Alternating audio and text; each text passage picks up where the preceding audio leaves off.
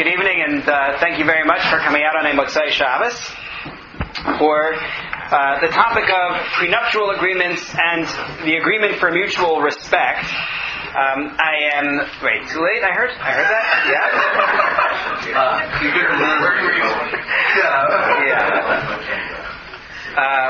I am very grateful to Naomi and Zalman Goldman for agreeing to host tonight, for providing all the wonderful food that everyone is enjoying, that I plan to take from after this year. But thank you so much. And I'm grateful as well to Eli Bienenstock and Pesach Goldman for, in general, being the organizers. Oh, thank you. Organizers/coordinators for the Malav Malkas. This, I think, is our third year of having the Malav Malkas down south. Over the years, we've covered topics including gene editing and CRISPR, Tanakh study in Israel, medical care for terrorists, or dealing with neutralized terrorists. I forget exactly what that one was, but it's been a lot of fun having these programs, and Eli and Pesach always do a great job of helping find hosts and helping to coordinate them in general. I also want to thank the members of the Beit Midrash who are here this evening. First of all, our Sgan, Rabbi Elihu Abi, who's here with his wife Eliana, and they actually live in this part of the city, so it wasn't that big a schlep. And where is Azer? I'm here. Azer Deanna, who is right here. Azer's from Clanton Park, but he now lives in Thornhill, because that can happen. And Rabbi Alex Hecht from New York, who is living in the Clanton Park area. I also want to make sure to note before we start this year, this flyer for a free program on December 25th. It is an all-day program of 30-minute shiurim on Tanakh. 30 minutes. Everyone hopefully can manage a 30-minute shiur. It starts at 9 a.m. It runs until 9 p.m. There is a free lunch. Let no one tell you there's no such thing as a free lunch. It is a light lunch, but it's a free lunch. And we conclude with an ice cream siyum at 9 o'clock. So we can serve leftovers. We can serve leftovers. There you go. We may get some fresh stuff also, but it's 10 heroes and 10 villains because the Beit Midrash is celebrating our 10th year here in Toronto. I cannot believe it is 10 years, but it is. And so we picked out 10 heroes from Tanakh and 10 villains from Tanakh, and each of them is going to get a short shiur. It's going to be in our home-based medrash at Yeshivat Or Chaim. So I hope that people are able to make it. It's open to men, it's open to women, it's open to teenagers. Feel free. Okay. So the goal for tonight is indeed to discuss prenuptial agreements, and one agreement in particular. What I want to do is introduce the issues that are involved in prenuptial agreements, which are meant ultimately to prevent the withholding of a get. That's really what it's about. I'm going to show how they play out in what many think of as sort of the classic halachic prenup. It's been in use since the early 90s, and that's from the Rabbinical Council of America. Then I'm going to take a slight detour to talk about why it doesn't work in Canada. And then move into Israel's rather unique Heskem Lekavod Hadadi, or agreement for mutual respect, with its merits and flaws. Please note, first of all, we're aiming at like 45 minutes for this year, so this is an overview. I'm planning on giving a more intense shiur on it at some point in the future, but what we're doing tonight is going to be a summary of issues.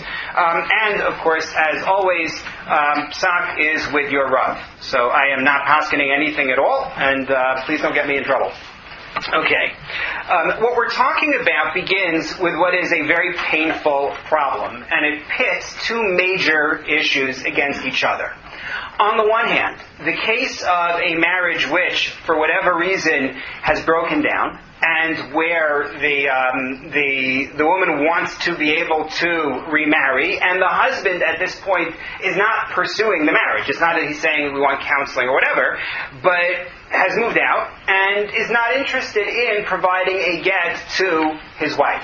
That's the normal situation that results in this discussion about prenuptial agreements. The truth is it can happen the other way. I was involved in a case in which a woman was refusing to accept the get. The more common one, and the one that the prenuptial agreements are generally designed to deal with, is the case in which the woman is unable to remarry because she's waiting on the get from her husband. And that's one side of this. And then the other side of this that makes things very difficult is fear of inappropriately declaring her free to marry when she's actually an Eshes Ish, when she's actually a married woman. Meaning, if a prenuptial agreement is done wrong, the get that's given through the prenuptial agreement is invalid, and therefore she is really still married, and therefore if she remarries, that's a violation of a Yeharg Val Yavor, one of the most serious prohibitions in Judaism, and the children from that second marriage would end up being mamzerim. So what you're dealing with is, on the one hand, everyone wanting to help her be able to get remarried, and then on the other hand, not wanting to do it in an inappropriate way. And that's what all of this plays out from. Clear? Okay. So the problem begins with the fact that I should note, there are more source sheets over here. I didn't translate the Hebrew on the sheets. That's not out of a desire to keep anything secret, but rather it's a desire of the fact of wanting to keep it to this number of pages, and the fact that given the time frame, I'm not going to go through most of the text inside anyway. So what I will go through, I'm going to say in English, and the text is here for people to have it. But I did not offer translations on it. So what we start with is the fact that halachically, either member of a couple is able to decline a get. Meaning, the way that the Torah frames the law of get in its very concise presentation is that the man gives the get to his wife, and it is of his own free will. He has to give it willingly. I brought you source number 1 in the Rambam from the very beginning of Hilchos Gerushin, in which the Rambam outlines what is required for a get to be valid, and the very first item that he puts into the here, face up. There's a seat right here. The very first item that he requires in source number 1 is Shlo Yigaresh Ha'ish Ela Beritzono, that it has to be willing. The get is invalid in the event that the man gives it unwillingly. So midoraisa, already we see that the get has to be given with the man's willing consent. He actually has to be the one to give the get. And midirabanan, a woman cannot receive a get against her will. Meaning that if the man gives her the get and she is not a willing recipient, again, the get is invalid. So you require cooperation from both sides. There is an option that some may be familiar with. The option is called Kofen Oso Ad Sheyomar Rotza'ani. People have heard this phrase before. Kofen Oso Ad Sheyomar Rotza'ani means what? Beat him up. Beat him up. That's what we usually render it. That's the translation. Literally, it means force him until he says, I am willing. Force him to do it until he says, I think I actually am willing to do it. If you take a look at the Rambam, though, you find out that it's not quite that way. What the Rambam writes in source number 2 is Mishadin Nosein Shakofen Oso Lagarish as Ishto V'Laratz Lagarish. If halachically he is supposed to divorce his wife, because there are conditions that are outlined in halacha where we say, man, you have to give your wife a get. You can't stop. You can't withhold it. And he refuses. Then the Beis Din, wherever they are, Makinoso Ashiomarotani. That's where the beat him up part starts. You get him to say, I want to. And as the Rambam explains and the commentaries discuss, the idea is that he really does want to. He just has a Yetzer Hara that's preventing him from acting, in the way that he wishes. So we're just providing him an incentive that balances out the Yetzer Hara, and that way he'll do what he really wanted to do in the first place. But the Rambam does believe in physical force to cause a get to be given. The Shach, others debate whether it's really true, whether physical force is indeed acceptable. The core idea, though, is that giving a get is fundamentally a mitzvah. It's not a mitzvah that we're all rushing to do, but to divorce via a get is actually a mitzvah, and we are compelling him to fulfill the mitzvah that is incumbent upon him. But here's the key.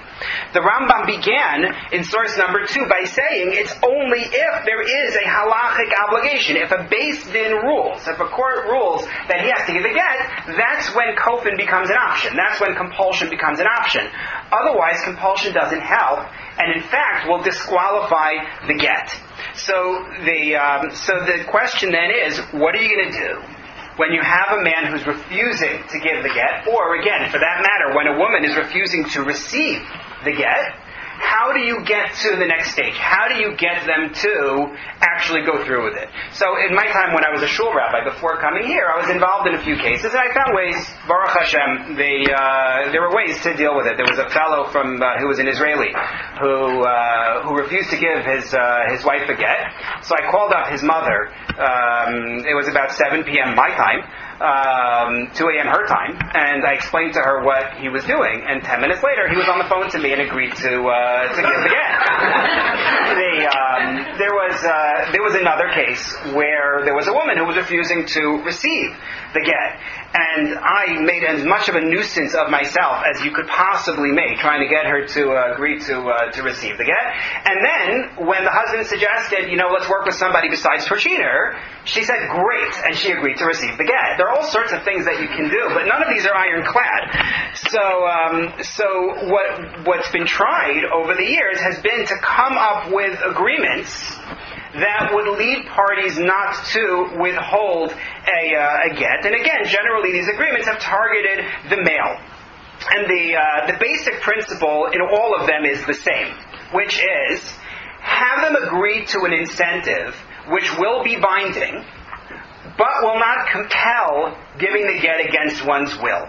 So the two conditions in order for this to work is, number one, that this has to be binding, and that's tricky for a reason that we'll get to. And number two, it can't be a case of coercion. He has to have the option of not giving the get. If he's forced into it, if he's boxed in, he has no other options, then it's a coercion situation. And then some of the agreements had other agendas, as we'll see, but that's what you're going for. Something that is binding, but not coercing. I'm going to explain what that binding point is. We're going to come back to it in application, but I'll explain it now, and we'll see the application later. This is an issue called asmachta. Anyone familiar with the term asmachta? What does asmachta mean as it might apply here? Doesn't mean it. Well, he means it, but he doesn't mean it. Asmachta means that a person enters into an agreement which they never expect to have to carry out. So to take it out of the divorce context, you accept a contract that says you're going to provide certain work for somebody. You say, I'm going to build you a house. And the person who you're contracting with says, that's wonderful, here's your deadline. What kind of penalty are you willing to accept if you don't deliver on time?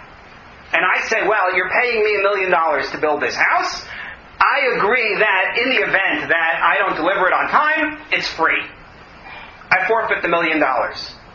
Everybody knows I don't expect that to happen. I would never agree to anything that was that kind of a penalty unless I thought there's no way in the world this is going to happen, and this is the way I get to seal the deal. That's my incentive for entering into it. So this is what we call an asmachta. The person depends on himself, depends on himself that this is never going to come to pass. The problem with the prenup is the argument that, sure, they're right now about to get married, they're young and in love, they think what could go wrong. And so he agrees to some term like what we're going to see that says that in the event that they're living apart and he's withholding a get, he's going to have to pay her $150 a day or $1,500 a month, depending on which agreement you're talking about. So he says to himself, that's never going to happen. Sure, I'll sign the prenup. It makes him happy. Fine. But later on, he's going to say, I wasn't serious. I didn't think I was actually going to have to make good on this. And that's the asmachta concern, is that the argument will be, this isn't really a binding agreement. So your basic attempt is to come up with an incentive that is binding, but it's not coercion. And again, we're going to see the application of this. This isn't a new idea. Out of curiosity, when do you think this sort of initiative started? 25 years ago. 25 years ago. 500 years ago. Do I hear more? So the truth of the matter is that the modern prenup initiative starts in the 1940s, 1950s in terms of agreements that would be prenuptial. The RCA agreement, which is I think the most popular one in use today, is 25 years old. It was actually in 1992, 93, 94 that it started out. But you find attempts to do this without a formal agreement before marriage, going back to the 13th century. You already saw this back then. Rabbeinu Peretz, in the 13th century, in source number 3, talks about a case in which a man swears that he's going to give a get, and he says that it's valid so long as they do hataras nedarim. They have to repeal the oath before he gives it, lest the oath be considered coercion. He also talks about a man who gives an argos, who gives a collateral, and says, in the event that he won't give the get, he doesn't get the collateral back. If he gives the get, he gets the collateral in return. And Rabbeinu Peretz said, that's 100% fine. The Rashba dealt with a case in source number 4, which becomes very important in our discussion. You can see it there, but I'll say it outside. Reuven and Leah are married. Leah's relatives feel like this marriage has to end. And, excuse me, they come to an agreement with Reuven. They come to an agreement with Reuven that Reuven should in fact divorce Leah, and if he doesn't do it by a certain date, he's going to pay 1,000 dinarim. That's his agreement. And then he comes back to the Beis Din and says, I never intended to do that, I don't want to do it, it's coercion, and so on. But the Rashba, again, you're talking 13th century. Another one comes up in the 14th century, Rabbi Maimon Nur, he's quoted in the Beis Yosef, I brought it here in source number 5. Similar, financial issue. There was a fellow by the name of Reuven, and he had agreed that he would pay 100 gold coins to the local mayor if he doesn't divorce his wife. That question, interestingly, is put to Rabbi Maimon Nur by a Rabbi Menachem of Porpignon, and it is suspected that that's the Meiri who is sending him the Shaila, who's asking him this question. So, what this means is, the problem is not a new problem. The problem of the man's ability to withhold the get, or, for that matter, her ability to refuse, although, again, that's less dominant as a theme, is an old problem. And so the modern attempt is to try to come up with an agreement with which he will have to proceed, but again, the agreement has to walk a fine line such that it is binding and not coercive. Yeah. Can you explain why it can't be coercive? Why what? Why can't it be coercive? So that goes back to what we had said about kofin, which is that coercion is only acceptable if a Beis Din has given a psak that he has to give a get. If it's halachically determined that he's required to give a get. Meaning there are certain cases in which a man is actually required to do so. Most of the cases in which people want a divorce don't fit those parameters. Sorry? An example would be if he's incapable of relations with his wife. That would be an example of it. Okay. So you fast forward to the 20th century. In the 1950s, the conservative movement in the United States tries to amend the Ketubah with what becomes known as the Lieberman Clause. Orthodoxy tended to reject tampering with the Ketubah and prefers to have a separate document that's arranged before marriage. I'm not going into the issue of tampering with the Ketubah. It's a fun discussion, but not for right now. Rav Bezalel Zolti was the chief rabbi of Yerushalayim. Rav Shlomo Mashash was the chief rabbi of Morocco. Going back, again, very early on in this discussion, 50s, 60s, and they supported approaches which involved a financial payment from him to her, from the husband to the wife, in cases where halacha requires giving a get. So in the most narrow band of cases. Wait, the husband has to give the wife money? That in the event that he's failing to give the get, he's going to have to pay a certain sum. And the idea is that it's an incentive to get him to just go ahead and give the get. Exactly. In the early 1990s, Rabbi Mordechai Willig and the Rabbinical Council of America built on some earlier work by a Dayan in Israel by the last name of Gartner and Razalman Nehemiah Goldberg to come up with the first RCA prenuptial agreement, a version of which you'll see in number 6. We're going to get to it in a moment, in which they have two elements. Number one, the financial payment, but number two, very important, a binding arbitration agreement, in which the couple says, again, they haven't even gotten married yet, they say that in the event that there's an issue, they're going to go to a particular Beis Din, can be the RCA's Beis Din, doesn't have to be, but they name the Beis Din they're going to go to handle their get issues as well as custody issues, financial issues, and so on. That's in operation from the early 90s, some variation over time. And then in 2004, a group in Israel, led by Rabbi Yashiv Noel, Rabbi Dr. David Ben Sasson, and a woman who was a Tawanet Rabbanit, Rachel Levmor, they come up with what's called Heskem Lekavod Hadadi, the agreement for mutual respect, to address problems that they believe are unique to Israel. There's actually another one that's even more recent called the Tripartite Agreement, but I'm not going there. Let's get into the attempts via the prenup. So if you take a look at source number 6, this is in English. Source number 6 is pulled off of the RCA's prenup website called theprenup.org. Very catchy, that. And I pulled a couple of clauses from this prenuptial agreement. The first part is the binding arbitration agreement. Should a dispute arise between the parties so that they do not live together as husband and wife, they agree to submit to binding arbitration before the Beth Din of America, that's the RCA's Beis Din. You can, on this document, actually get rid of that and put in whichever Beis Din you want. Which shall have exclusive jurisdiction to decide all issues relating to a get, the ksuba, t'naim entered into by the husband-to-be, the wife-to-be, any issues and obligations arising from or in connection with the agreement, any disputes relating to the enforceability, formation, conscionability, of the agreement.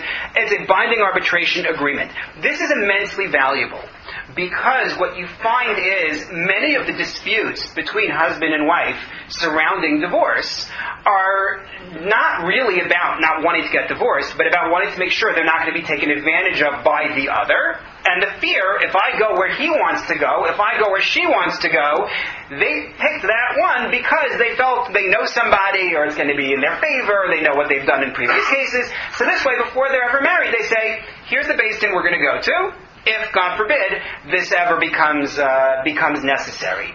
That's the idea, and this is not controversial, meaning this isn't the controversial part of a prenup. Moshe Feinstein already said that this was valid to insert in the t'naim, right? The t'naim, which are otherwise useless in the way most people get married today, because people tend to fill them out the day of the marriage, and it says, we recognize that all of our issues have already been resolved, and we agree to go ahead with the marriage, and we're not going to back out. Thank you. You hired the videographer. You've got the flowers. Like, why did I think otherwise? But Moshe Feinstein, if you jump for a second to source number 7, you can see it there, was asked whether you could add a clause in the t'naim which say that if, God forbid, they ever come to separation, the husband will not refuse to give it, the wife will not refuse to receive it, and that will be when a particular Beis Din orders that the get begin. So the question is, can you include that in the t'naim, knowing that now they'll be bound by this, as the shaila continues, knowing the courts will enforce it? And he says that's mutter. And he says, a get lo yeh, get le'usa, he says the get will not be considered a coerced get. That he is 100% fine with, although he does note one concern which people do mention, which is, you have to be sensitive to the character of this young man and woman. Meaning, you have to suggest it in a proper way. You can't, talk to people who are planning their lives together and are all excited about getting married in a way that is going to scare them off from marriage because of the way you're having this conversation. It's very important to know that the right person be the one to introduce this to them. For example, a parent of one of the parties should not be the one to suggest it to their child's, intended. Generally speaking, it's a lot better if this comes from, let's say, the Rav, as an example. So that's and Moshe says you have to be sensitive to the people themselves who are involved. But that's the binding arbitration agreement. That's one of those pieces that gets added. It's not core to the prenup, but it's really important and it can help with avoiding problems. The other piece of this, going back to number 6, is the support obligation. And that's the key.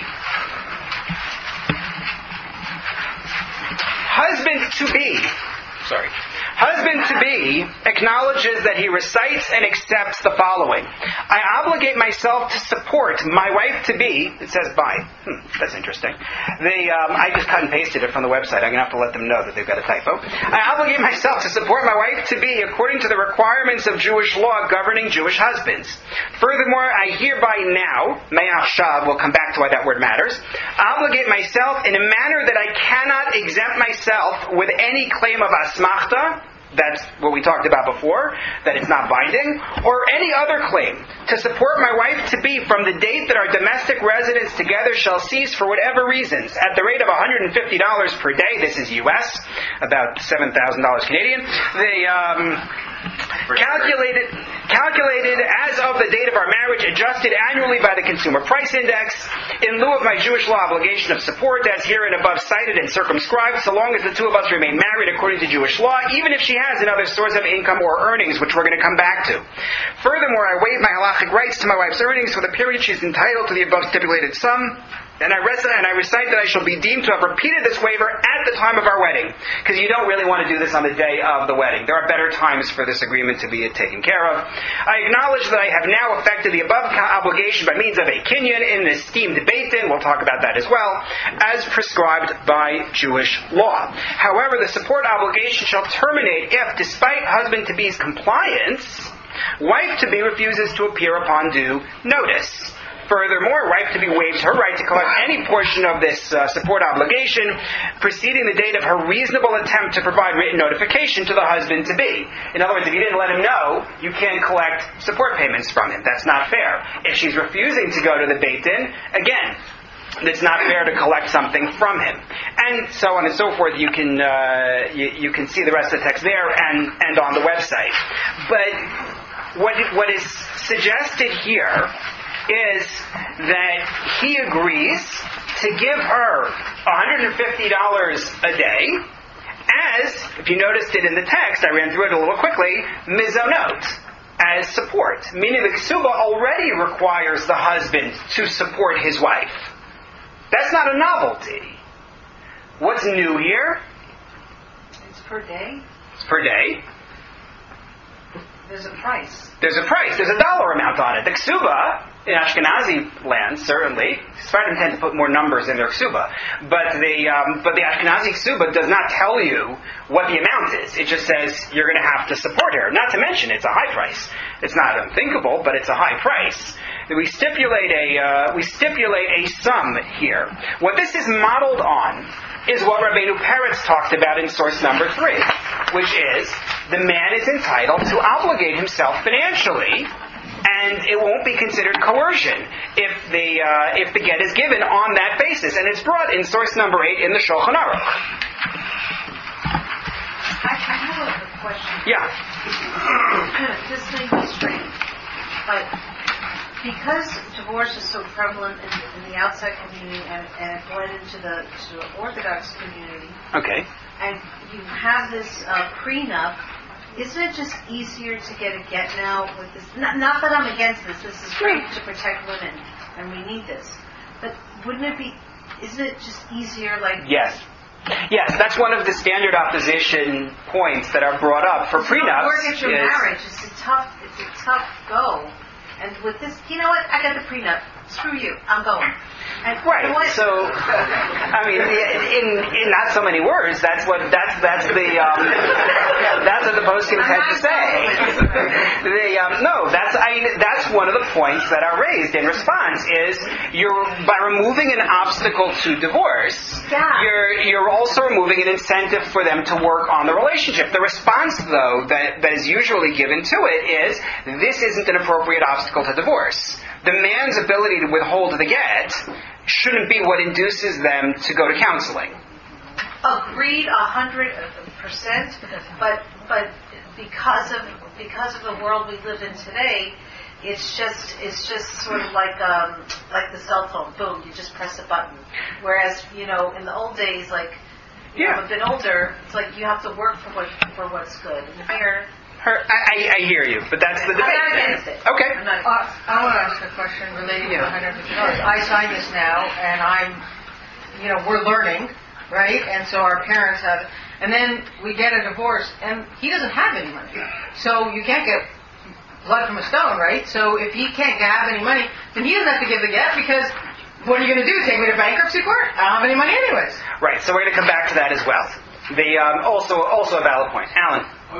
Isn't it also on the tuba? It's guaranteed you get to make Right, so Alan asks another important point. So we have three important points right now. One point is the fact that you remove the incentive or some of the incentive to work on things, for which, again, we discussed the different sides of that. A second point is, what if he doesn't have any assets? Right? Now, this can be used to garnish wages. This can be used to go after him, beyond this. But nonetheless, it's a valid point, and it becomes an issue in the Canada case that we're going to cover, which I hope to address also a little bit. The question of doesn't the ksuba already do this has indeed been raised, but there are a couple of problems with counting on the ksuba. One is that the ksuba is generally considered unenforceable in secular court. For a variety of reasons. One reason being no one knows what a zuz is. I had a fellow in my community in Pennsylvania who figured out what a zuz was. Because we know that what can you buy for 2 zuz? A young goat, right? A lamb. So he went to a county fair, and he found out how much it costs, and the answer was it was about $75 for a young goat. So he said, okay, so now do the math, and you can figure out what 200 zuz are. But if the people who are entering into the contract don't know what they've agreed to, in addition to which there are other legal problems, like a lot of financial disclosure before the ksuba, but there are other problems to it as well. But yeah, it's a very hard document to actually enforce in any meaningful way. So that's one problem with using the ksuba. There are others which are going to come up in the course of the discussion. But let's get back to it because there's an awful lot to talk about here. This is modeled on mizonos. And as I was pointing to you in number 8, the Shulchan Aruch writes the following. If the husband swears that he's going to give a get, like we talked about in one of the cases, in Rabbeinu Peretz's case, so first you repeal it so that he can't claim he was coerced, and then have him give the get. And then the Ramah writes, also still in number 8, the same thing is true if he performed an act of kinyan, a formal act demonstrating that he's serious about divorcing her. But if he accepts a knas, if he accepts a fine on himself, if he doesn't go ahead and divorce her, lo mikri ones, that is not called compulsion. If he accepts a financial penalty for failure to give the get, that is not called compulsion. So the Ramah writes at first. However, if you keep on reading, he tells you that some are strict, and we're going to come back to the strict view as well. And ideally, he says what you should do is officially, formally exempt him from the fine before he gives the get, so that he can't claim afterwards that this was something he was coerced into doing. But if you didn't let him out, if you didn't release him from the commitment for the fine, the get is still valid retroactively because he wasn't forced to do it. Meaning he could always just pay up. He wasn't forced into it. So that's the basis for doing this and saying, well, it's really just an extension of the mizonos. And in fact, we have precedent for it. If anyone's familiar with the Sefer Nachlas Shiva, which is a landmark sefer on forms that are used in a Beit Din, he actually has a form like this for a chalitza case. To promise to go ahead with a chalitza, there are precedents for it. So it's not an asmachta. The reason this is not an asmachta, even though he'll say, "Well, I never planned that I was going to be even in this situation to divorce." Yeah, but you agreed to mizonos from the beginning. This is just your support obligation to your wife. You've been doing it all along. What do you mean you never expected to? Of course you did. You agreed to support her all along. That's what this is an extension of. And it's not compulsion. Any more than it would be compulsion for a man to say that he wants to give a get to avoid supporting his wife. Meaning, again, there's a basic obligation to support. A man comes to Beis Din and says he's going to give his wife a get because he can't handle supporting her. Forget any prenuptial agreements. That's his statement to the Beis Din. And then later he challenges it and says, well, that was really coercion. So the Chazon Ish already addressed this in source number 9. And he says, absolutely not. It's not called coercion if you're just trying to get out of support payments. So that's what the RCA comes up with as their system. Unfortunately, it does have pitfalls. If you agree to it as mizonos, number one, support is only an obligation so long as they're living together. Number two, the man's obligation to support his wife comes with a reciprocal entitlement to her income. So now what do? Is she really going to give up her income in order to be able to get this money? So in terms of the support obligation ending if they're not living together, that's why if you go back to number 6, they insert a specific clause. I'm just going to go ahead with this at this point. I want to make sure to explain this first. I'm confused though. The get, not the get, in the ketubah it says that the woman has to reciprocate her money to the husband.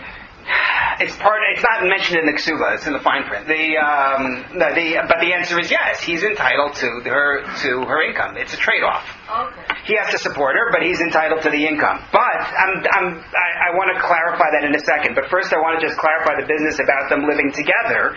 It's specified in the prenuptial agreement that this obligation continues even if they are not living together. It's not contingent on them actually living together. That's number 1. Number 2, the business about being entitled to her income.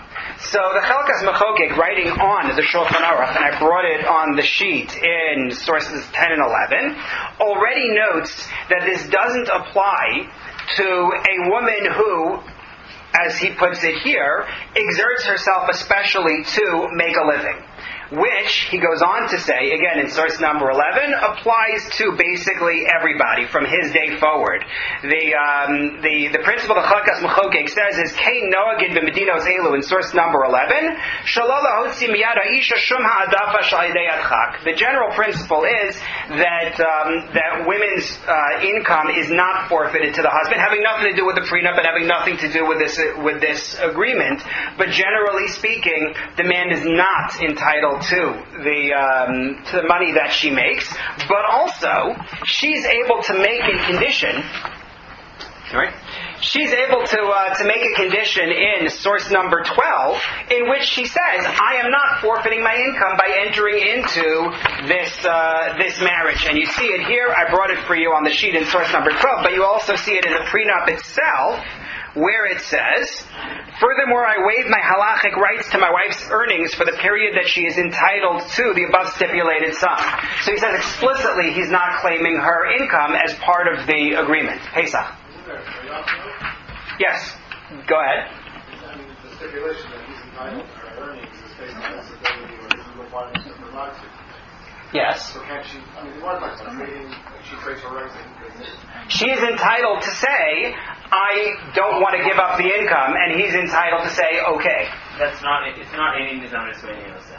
Right, it's separate. It's a different point. Correct. It's not a trade-off of both. Correct. So that's one way to look at the financial penalty. The other way to look at the financial penalty is that it actually is a penalty. It's not pure mizonos. There's a concept in the Gemara, which I brought you from Bava Metzia Yud Beis and Beis in source 13, but again, I'm not going to say it outside in the interest of time. But there's a concept of a woman who is in a position where she is divorced, but she's not divorced. Megureshes ve'ena megureshes. And it fits what we're talking about here. They're no longer living together, but on the other hand, she's not free to remarry. And the Gemara there posits that he would be obligated, if he is the obstacle, he would be obligated to pay her because he's keeping her from marrying somebody else. So effectively, he has to replace the support that she is not getting during this period of time. It's actually a penalty to him for preventing her from getting the mizono. So that's what Rav Zolti, again, the chief rabbi of Yerushalayim, puts forward as a potential solution to the problem. It's there in source number 14 on the sheet. He looks at it that way. The advantage to formulating it this way is that the penalty applies even if she has an income. It doesn't matter whether she has an income. It's actually a separate penalty. The disadvantage to it is that if it's a fine instead of mizonos, you're more likely to argue asmachta, that he never expected to be in this position. Mizonos, he expected to be in a position of supporting his wife. A fine, he never expected to pay. So that's the vulnerability of this. What if he's not the obstacle to finalizing things? She has a whole bunch of things she wants to work out in the interim. which can sometimes be an issue. So why should he be penalized on a daily basis? Right. So right. So that's where, going back to source number 6, you have that last paragraph that I brought, that I sped read. The wife to be waives her right to collect any portion of this support obligation attributable to the period preceding the date of her reasonable attempt to provide written notification to the husband that she intends to collect the above sum. So that has to be there. But also, I should have gone back to the earlier line. This support obligation shall terminate if, despite husband to be's compliance with the terms of the agreement, wife to be refuses to appear upon due notice. So if she's not willing to show up, and the beis didn't say, "Here I am, give me the get," and if then he has to end up, well, okay, it's going to take more time than it should. Then they can work that out. Yeah. This seems from a practical point of view, I don't know how this would work, but I'm assuming if the couple is relatively well off and they get divorced, he'll probably be paying her $100,000 or more a year, which is more than $150 a day. So it's actually no incentive whatsoever. I mean, since we're writing numbers, right? Like these numbers wouldn't scare most people actually. I don't know. It scare me. Sorry. My wife is here, for those who don't know. Like, if you're making a few $100,000, if he does say he's making $600,000, right? So I will make an observation. It's $750 a week. Shabbos counts. I said $750 a week. So it's even higher. In many cases, so the answer to your question is this: you have a cap. You have a cap on what you can put in as a financial incentive. Because the higher you go with your incentive, the more vulnerable you are. First of all, it's no longer legitimate to claim that it's mizonos, that it's support. It's legitimate. Hang on. That's number one. But number two, you're closer to the asmachta. You're closer to the guy who said, "I'm forfeiting my $1 million." So you're walking a fine line. And there are those who make the argument that Azer wanted to make, that this sounds high. But the response to that is, she's not just feeding herself out of this money. She's setting up a household, right? She's not living with him. So there is rent to pay. There are utility bills. There's other stuff going into this. So it's not as though the argument that it's high, I think, depends on the society in which you live. But that's your problem, is you're trying to balance between this, and you're relying on the idea that generally speaking, people don't like to pay money in a situation like this. Meaning, I wasn't going to say it that way, but yes. People don't like, as Mikey said, people don't like to pay money to people they don't like. He's offended by the fact that he has to make this payment at all, and he wants it done as soon as he can. I will say that the quote that I have heard repeatedly over the years is that they have yet to have a case in which a couple had signed this prenup, and he withheld the get. But isn't this different? He has yet to have it 25 years. But isn't this different than the money for the child support or the spousal support? Like, this is different than... Correct. Than the this money. Is just waiting on the get. Right, so if, like, you're divorcing and you're getting $100,000 a year because you're splitting, then it's $150 a day on top of that. No, well, until he pays the get. Correct. You don't get time served. He can't count this towards, the ultimate payment. If she's the primary mother. Yeah. Does she get? He still has to pay this. It's a penalty. Yeah. With no income loan. Correct. Now, I'm looking at my recorder and recognizing that we're 40 minutes in, and I've got a lot of material left. So I'm gonna hold the questions for now, so we can get to some of the substance here. I will be glad to continue the conversation, but I want to make sure that we get to this.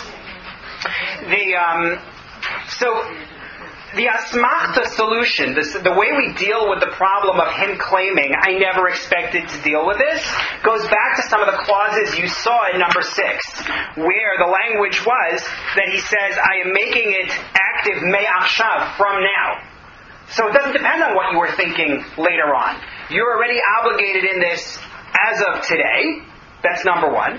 And number two, it's what's done, as you see the language here, in an esteemed beis din, a beis din chashuv. And that's because we have precedent for accepting a deal that somebody agrees to, even if the language is extreme, even though it sounds like an asmachta, in the event that it is done effective today as opposed to effective at some point in the future, and it's done with a kinyan in what's called, again, a beis din chashuv, an esteemed beit din. Not everybody agrees to this. Rabbi J. David Bleich does not like this idea.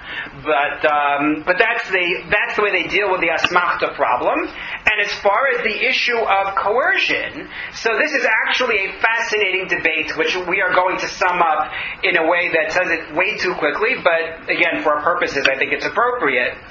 It goes back to two of those cases I mentioned in the beginning that go back to the 14th century, to the 13th century. The case of the Rashba in the 13th century, and the case of Rabbi Nur, Rabbi Nur, and the question that was put to him, the cases of financial incentives. Rabbi Nur's psak on the case that was put to him, where there was a financial incentive, was that this is not considered to be coercion. And among the reasons why it's not coercion are, number one, he accepted the condition willingly. At the time, he said, I am happy to accept these terms. No, that's number one. Number two, it's not a commitment of, I am forced to give the get. It's, I am going to pay this money, unless I give the get. So it's not direct. He could just pay the money, in which case he doesn't have the get as an issue. And on that basis, Rabbi Nur says this is okay. The Rashba, as noted, disagreed. There are some who try to read it that it's not a disagreement. I'm going to leave that for a more intensive shiur at another point.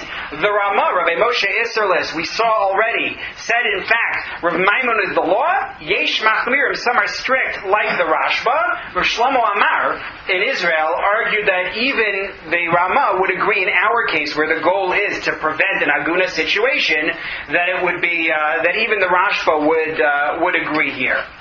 Others, of course, disagree. But those are your basic issues with prenups. Your issue is, did he really bind himself with this? And are you coercing him into this? There is also an overall discomfort with setting up marriages against a framework of how to end them. Right? That's a general objection.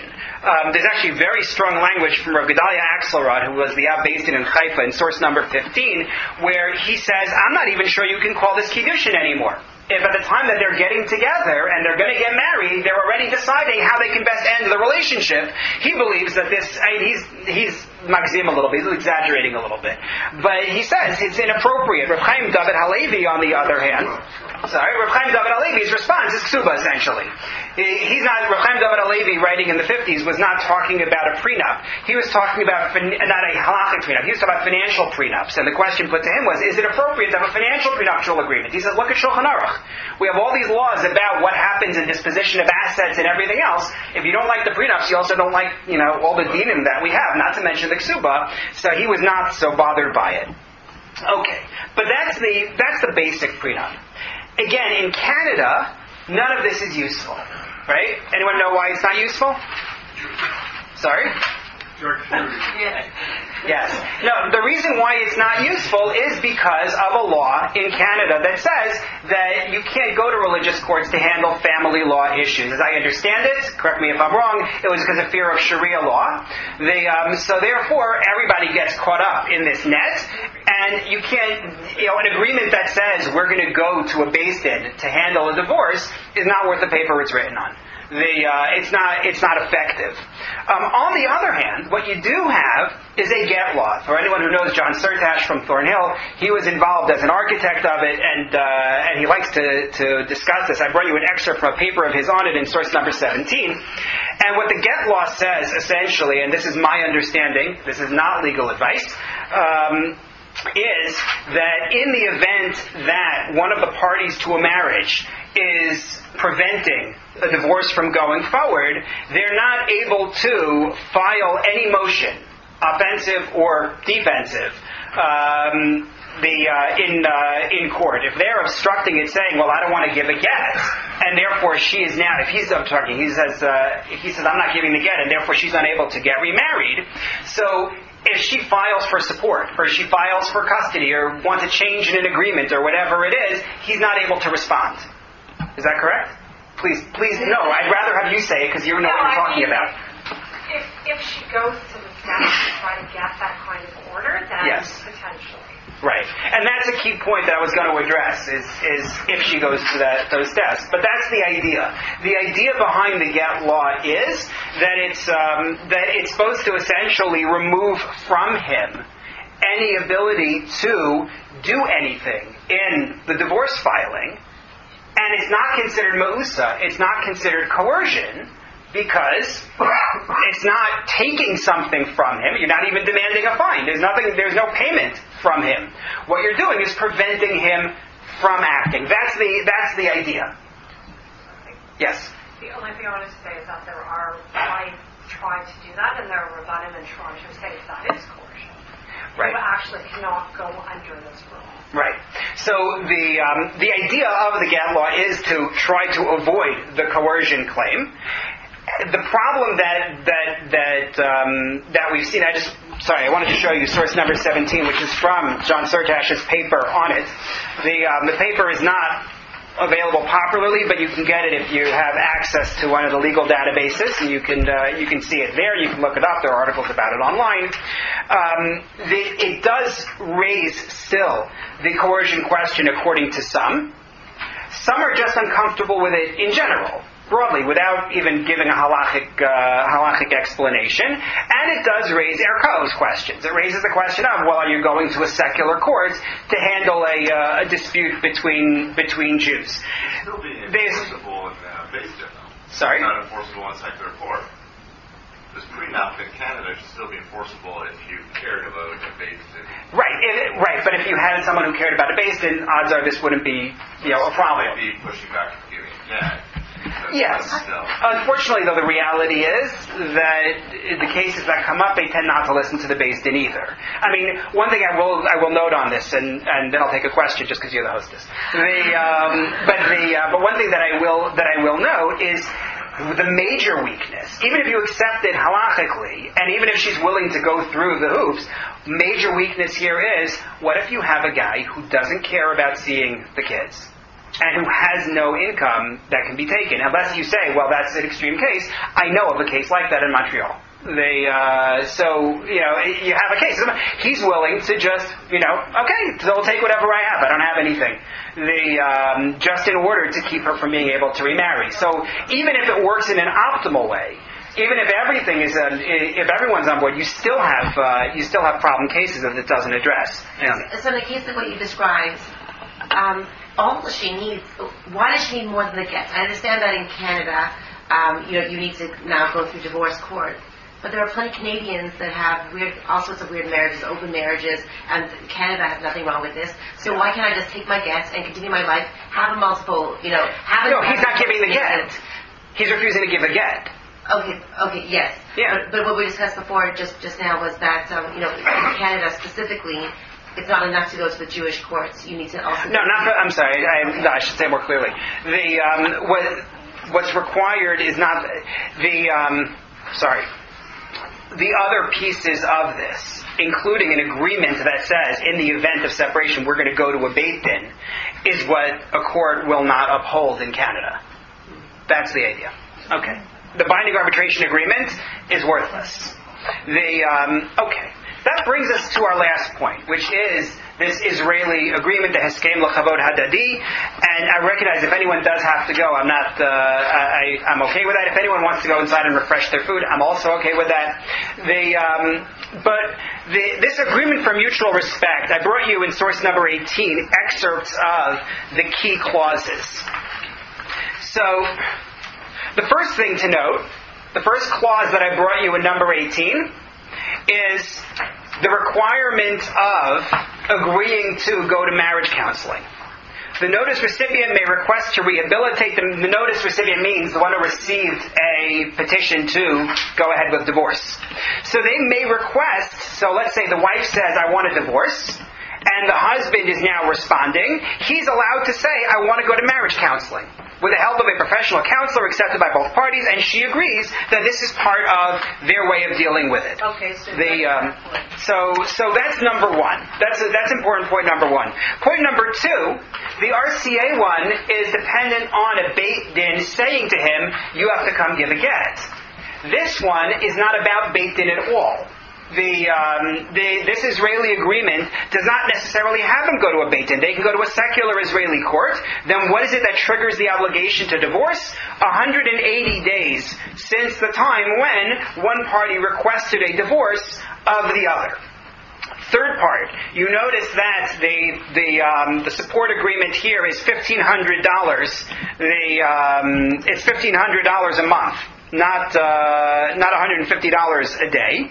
It doesn't say per month here, but it is. It's monthly maintenance payments. That's where it says it. So it's $1,500 a month. Maybe some like that more. Some people like that less. Again, not dependent on her earnings. They go through the same steps of Kinyan, and it's from now. And then the last part, the bottom of the page, she obligates herself to pay him in the event that she is the one obstructing the get. And that takes you on to the next side.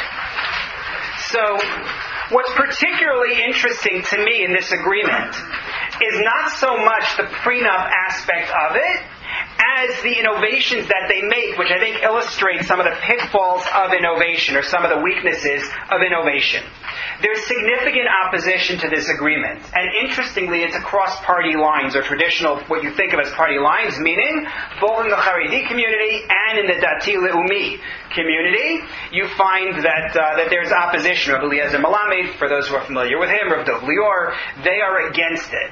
So again, everyone wants her to be free to be able to remarry. That's not really the debate here. They don't want to enable a married woman to remarry. That's one of the things they'd like to avoid. But also there's an agenda issue here. The core prenup, meaning the financial payment, is built along the same lines as what you saw from the RCA, but with three key differences.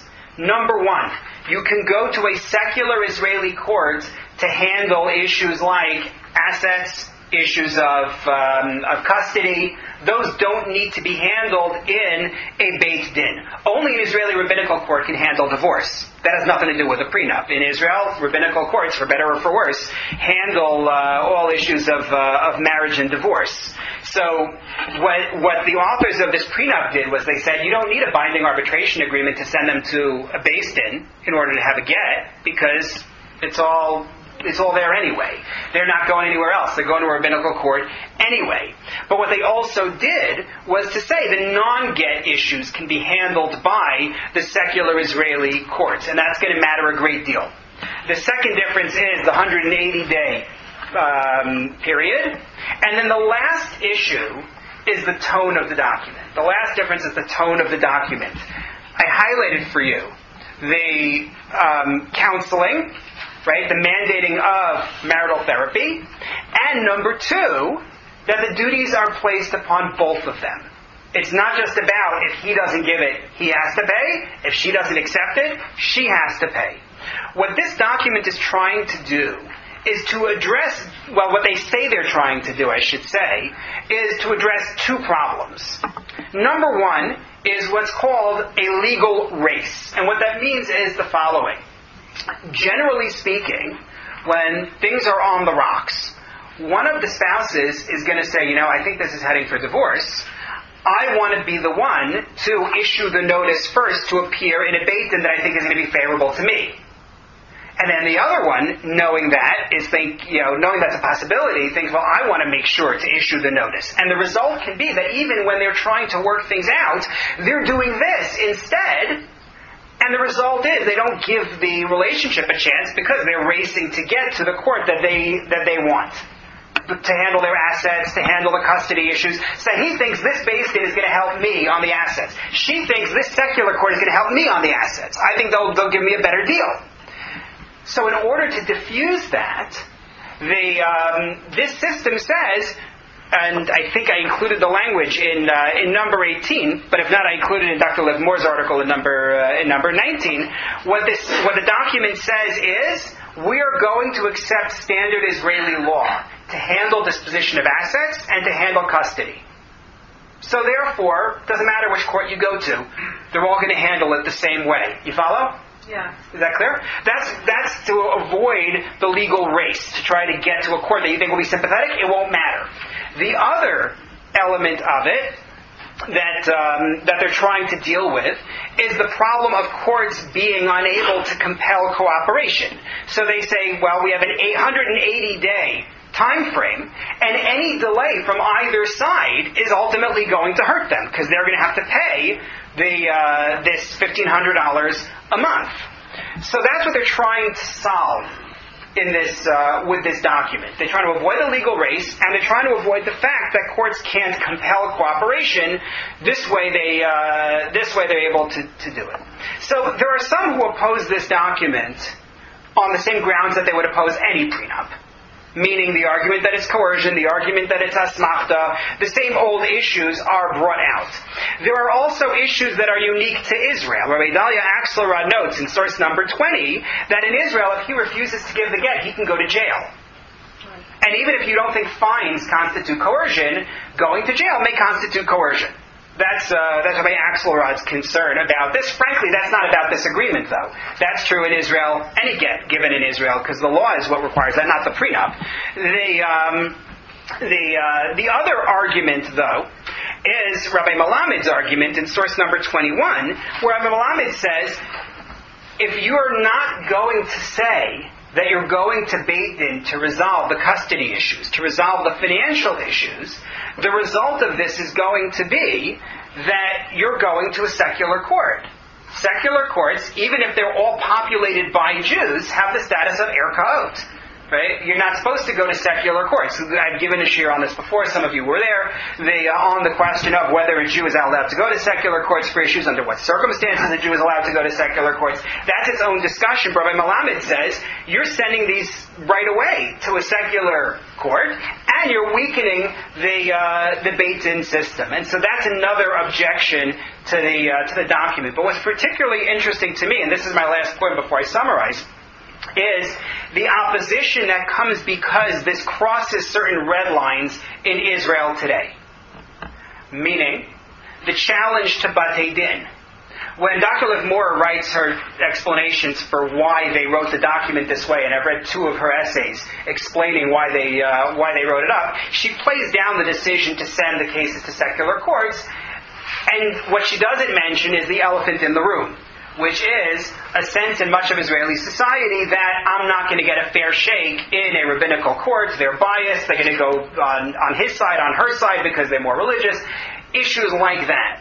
And so Rabbi Melamed is incensed. He says what you're doing with this agreement is you're feeding into the statement that a Beit Din is not to be trusted, that a Beit Din is not to be supported. People should go elsewhere. He's very upset. He says people are free to do what they want. They can choose to go to a Beit Din, not go to a Beit Din as they want. And he says, of course, we should be rooting out any judges who are, in fact, functioning inappropriately. He doesn't disagree with that, and he writes that explicitly. But he doesn't want an institutionalized document which formalizes in it, we don't care whether you go to a Beit Din or you go to anybody else, go wherever you want, and use Israeli law, general Israeli law, to handle your disputes. That is one of the reasons why there's opposition here, is because of the challenge to the Batei Din. The other is because of the name of the agreement. The agreement for mutual respect, Haskem Lekavod Hadadi. And that has a certain aura to it. When you title your prenup the agreement for mutual respect, it has a certain aura of, call it modernity, I suppose. But it triggers certain things for people. Rabbi Axelrod in number 23 says that this idea of kavod hadadi, he says that's milat zilzul kineged takanot chazal. He says that is mocking, it is insulting the ksuba. Like the ksuba wasn't mutual respect, and now we are coming along in 2007, 2008, 2009, I forget the exact year, and we are going to institute mutual respect, because all these things the rabbis did beforehand didn't have mutual respect in them. Or as Rabbi Melamed notes, this document takes all the fault out of divorce. You want it? you get the divorce. There's no punishment, there's no penalty for whoever it is who's in the wrong in the in this whole thing. If somebody is walking out on a marriage, the couple, as he writes, has invested in the marriage, the husband invested in the marriage, the wife invested in the marriage, and now suddenly one partner says, you know what, I just want out, I like somebody else, I'm not interested anymore. So there's no penalty to them for it. So if you look at Rabbi Malamed's language in 22, this is worth seeing inside. He says, Efshar Lomar, he says, it's possible to say, Sheme'acharei ti'un she'ein ashem, behind the claim that there is no fault, or that both sides are always equally at fault, mistateret tfisat olam postmodernit. He says there's a postmodern philosophy behind that. That everyone has their truth, and that you can't, and that therefore there's no way to assign blame. He doesn't like that. You can hear in his language how offended he is by that. So what you get in this situation is a prenup that's trying to deal with certain issues that are unique to Israel. Specifically, the fact that they don't have to go to a Beis Din in order for this to work, and the problem of the legal race to try to get to whichever system you think is going to help you. That's what it's trying to avoid. However, by playing, in addition, the element of we want to make sure they go to counseling and calling it a document of mutual respect, they raised certain opposition that they otherwise would not have had. So to summarize everything that we've said in the last hour, in a minute, the core problem everybody understands. We want her to be able to remarry. We want to avoid marrying off someone who's already married and mamzerous issues. We want both parties to be willing to do it. And in particular, the concern is for the guys. So we create a financial incentive which is, number one, binding, and number two, not considered coercion, as was tried postnuptially going back to the 13th, 14th centuries. The RCA prenup tries to do that with their financial payment plus the binding arbitration agreement which specifies the rabbinical court to handle their issues. Israel's agreement drops the imperative to go to Beit Din, adds in an imperative for marital therapy, and the avoidance of Beit Din, as well as this progressive tone, earns an opposition even from those who would have accepted the basic idea of a financial incentive. That's in a nutshell what we covered. I thank you very much for your patience. I reiterate again, Psak is with your Rav. I am not poskening anything for anybody, but those who are getting married, those whose children are getting married, should certainly look into this with the Rav in order to figure out what is ideal. I'm going to stay to